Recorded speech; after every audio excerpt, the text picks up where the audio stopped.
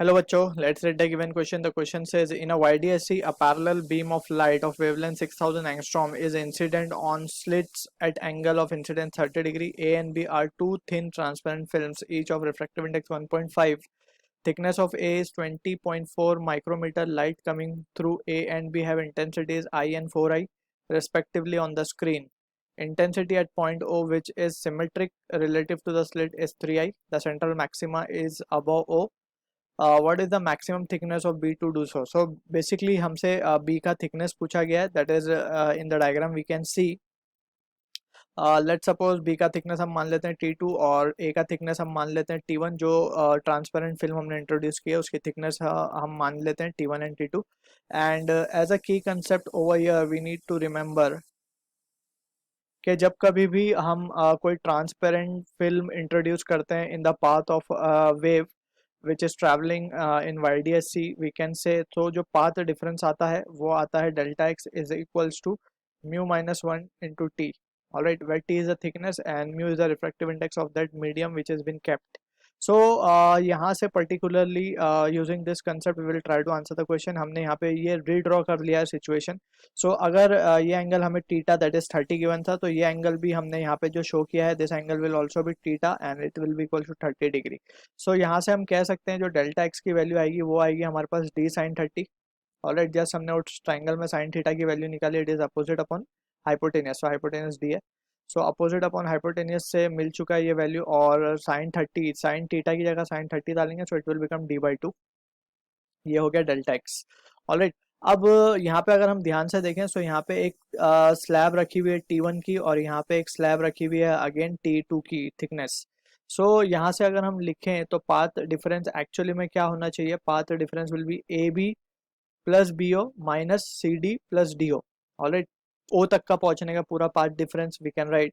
So we can say total path difference that is A से O minus सी से ओ. Alright, सो ए से ओ की अगर हम बात करें सो ए से ओ में हम क्या क्या लिखेंगे? पहला तो we will write A B plus B ओ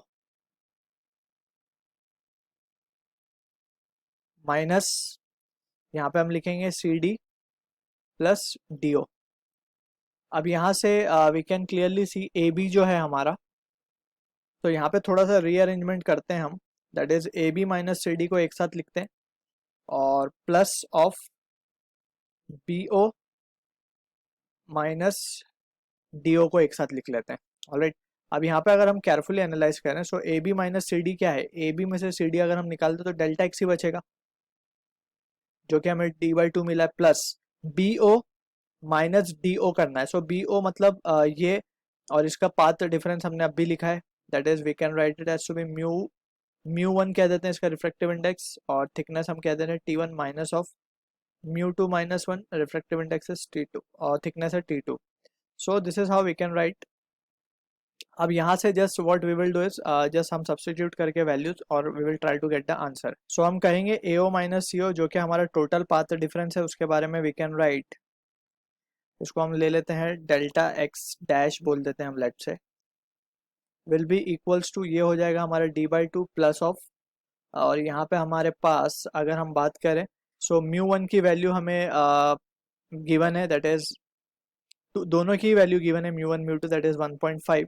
सो ये हो जाएगा 0.5 इंटू T1, और T1 हमें अगर देखें तो 20.4 इंटू 10⁻⁻6 माइक्रोमीटर से हमने मीटर में कन्वर्ट कर लिया. सो ये वैल्यू भी हमें गिवन थी. Minus of 0.5 into T2. अब T2 ही हमें कैलकुलेट करना है.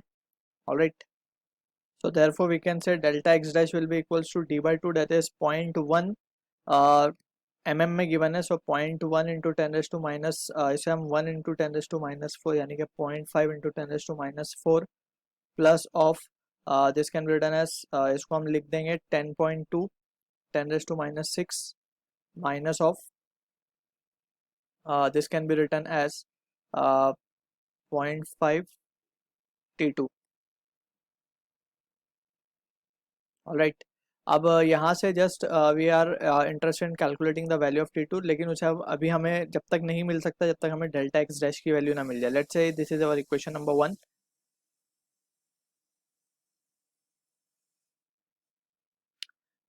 now we have a relation that is phi is equals to 2 pi by lambda into delta x, that is path difference. तो हमारे केस के लिए डेल्टा x डैश हो जाएगा.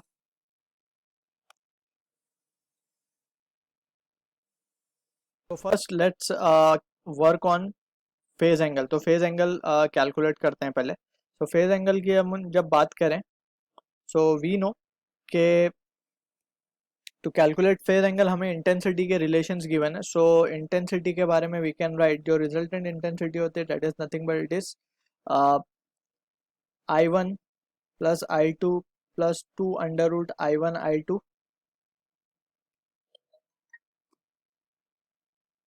cos phi.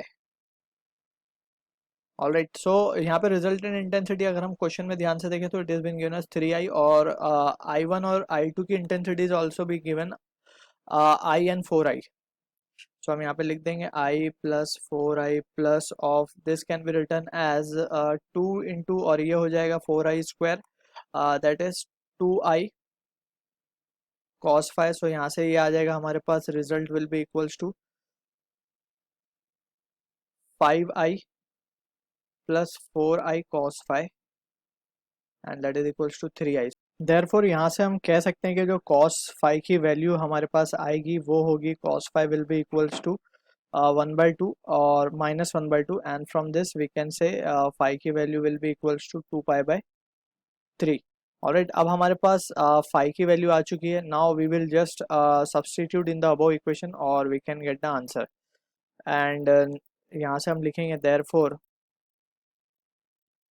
phi की जगह हम लिखेंगे 2 pi by 3 and that will be equals to from equation 1 हम कर रहे हैं ये काम from 1 equation हम क्या करेंगे 2 pi by lambda और delta x की value from 1 we can substitute.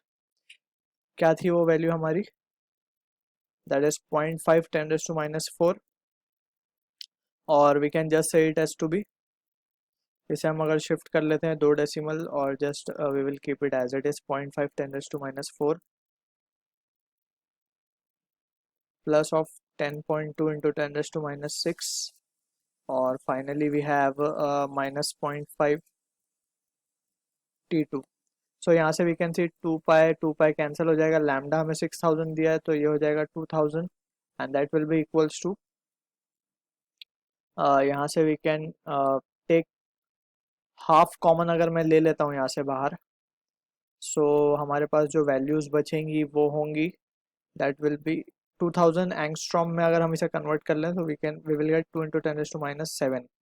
Alright, अब यहाँ से we will take half outside और we will just simplify it here itself. So ये हो जाएगा 50 इंटू 50 और ये 60.2 into 10 raised to minus 6 minus of 0.5 t2. अब इसको अगर इस लेफ्ट साइड में हम शिफ्ट कर दें या we will bring 0.5 t2 will be equals to 60 into 10 raised to, या हम इसे इस तरीके से भी लिख सकते हैं 60.2 into 10 raised to minus 6 minus of this can be written as 20 or we can say 0.2 into 10 raised to minus 6. So यहाँ से we can say this will be equals to 60 into 10 raised to minus 6 and finally हम कह सकते हैं जो T2 की value होगी T2 will be equals to 120 micrometer. Alright, so this is the answer to the question. I hope you understood the solution. All the best.